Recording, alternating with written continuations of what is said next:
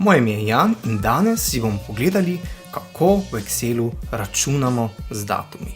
Odprimo datoteko računanje z datumi na listu osnove, kjer si bomo pogledali, kaj je z datumi sploh možno računati. Tukaj imamo nek začetni datum in končni datum. Najprej si bomo pogledali, kako ugotovimo, koliko je dni med njima. V celico E3 napišemo znak je enako in izberemo najprej končni datum in napišemo minus začetni datum in potrdimo z Enter.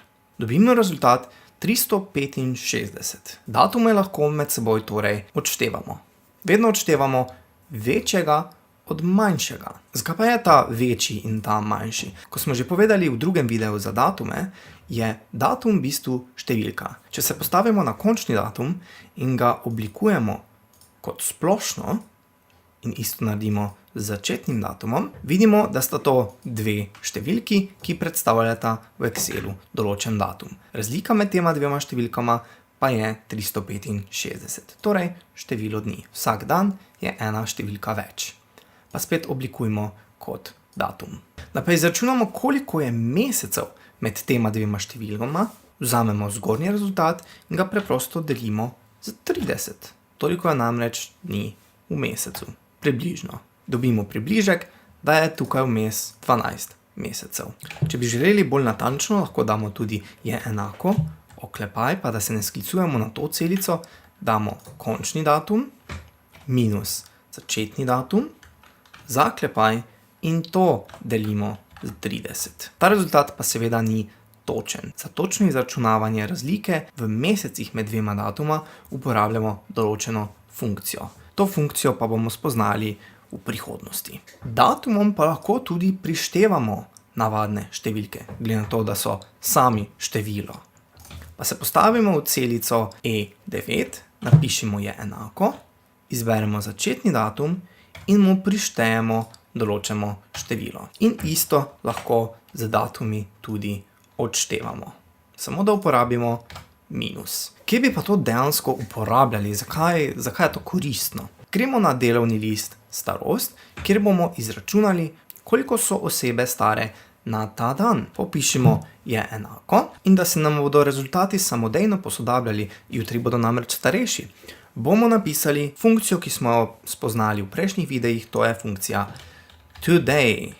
Oklepaj, zaklepaj, nima argumentov. Torej vzel bo današnji datum in želimo, da odšteje od njega rojstni dan. Dobiti bi morali številko, vendar izgleda, da je ta stolpec oblikovan kot oblika datum. Pa lahko označimo kar celotnega, pa ga oblikujemo kot splošno.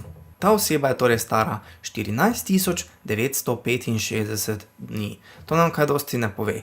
Zato bomo na začetek funkcije dali oklepaj, prav tako na konec funkcije, in da dobimo leta, bomo delili s 365.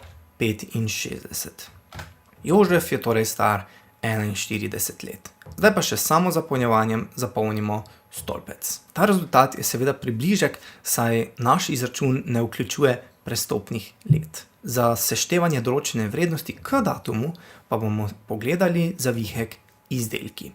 Tukaj imamo v vsaki vrstici drugačen izdelek, kjer imamo datum izdelave, kdaj je bil ta izdelan, rok uporabe, kako dolgo imamo, da ta izdelek uporabimo, v datum porabe bomo izračunali, kdaj je ta datum. Tukaj zgoraj v celici H1 pa sem dal statični datum. V praksi bi seveda uporabljali funkcijo today, vendar da bo ta datoteka tudi pri vas dala enake rezultate, ker če boste gledali to čez nekaj mesecev, bodo seveda vsi izdelki pokvarjeni. V stolpcu stanje imamo vstavljeno funkcijo if, ki nam bo vrnila, ali je izdelek pokvarjen ali uporaben. Povrh tega pa imamo stolpec oblikovan s pogojnim oblikovanjem, torej če je pokvarjen, naj se obarva rdeče, če pa ne, pa naj ostane bel. Na desni imamo tudi vstavljen razčlenjevalnik, kjer bomo izbirali, če želimo videti samo pokvarjene ali uporabne izdelke. Datum porabe bomo pa torej začunali tako, da bomo datumu izdelave preprosto prišteli rok uporabe. Ker je območje oblikovano kot tabela, se samodejno izpolni, ni potrebno nič kopirati navzdol in pa v stolpcu stanje se prikaže, ali je izdelek pokvarjen ali ne.